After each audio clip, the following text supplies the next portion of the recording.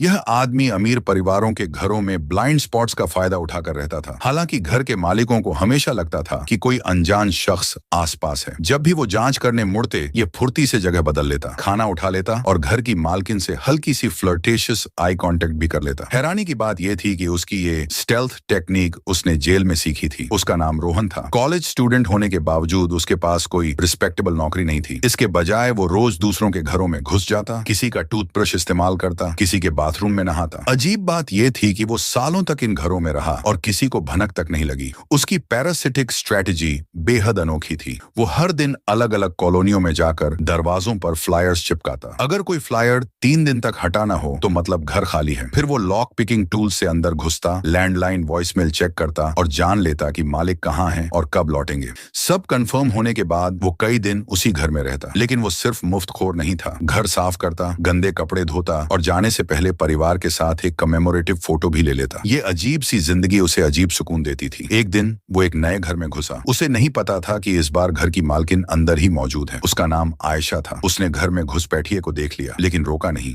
वो चुपचाप उसे ऑब्जर्व करती रही, खुद के लिए खाना बनाते हुए और बाद में अपने कपड़े धोते हुए। उसे महसूस हुआ कि ये आदमी बुरा नहीं है। जब वो उसके बिस्तर पर लेटने गया, तभी उसने दरवाजा खोला। वो घबरा गया। उनकी नजरें मिली ही थीं कि डोरबेल बज उठा। उसी पल लैंडलाइन पर किसी अमीर आदमी की कड़क आवाज गूंजी। वो तुरंत भागने की तैयारी करने लगा। तभी आयशा चीख पड़ी। उसके चेहरे पर पड़े नीले निशान साफ दिख रहे थे। उसे समझ आ गया कि उसका पति उसे मारता पीटता है, लेकिन सोचने का वक्त नहीं था। वो बाइक लेकर भाग गया। फिर भी उसकी बेबस नजरें उसे बेचैन कर गईं। वो वापस लौटा और देखा कि अमीर आदमी अब भी उसे खींच रहा है, गालियां दे रहा है और मार रहा है। उसका गुस्सा फूट पड़ा। उसने जानबूझकर बाहर जोर से आवाज की। आदमी बाहर आया। उसने गोल्फ क्लब उठाया और उसे जमीन पर गिरा दिया, लेकिन वो रुका। जानबूझकर बाइक का इंजन तेज आवाज में रीव किया। शोर सुनकर वो बाहर आई और बिना कुछ कहे बाइक पर बैठ गई। यहीं से दोनों की जिंदगी शुरू हुई, एक जगह से दूसरी जगह भटकती हुई। अब दोनों साथ फ्लायर्स लगाते, नए घरों में घुसते। एक दिन एक नए घर में उन्हें तस्वीरों से पता चला कि घर का मालिक बॉक्सर है, लेकिन किसी ने परवाह नहीं की। उसके साथ फोटो ली, सोफा पर बैठकर टीवी देखा जैसे कोई नॉर्मल कपल हो। उसकी महंगी वाइन भी पी। फिर दोनों बिस्तर पर सो गए। उन्हें अंदाजा नहीं था कि उस रात बॉक्सर मालिक उम्मीद से पहले घर लौटने वाला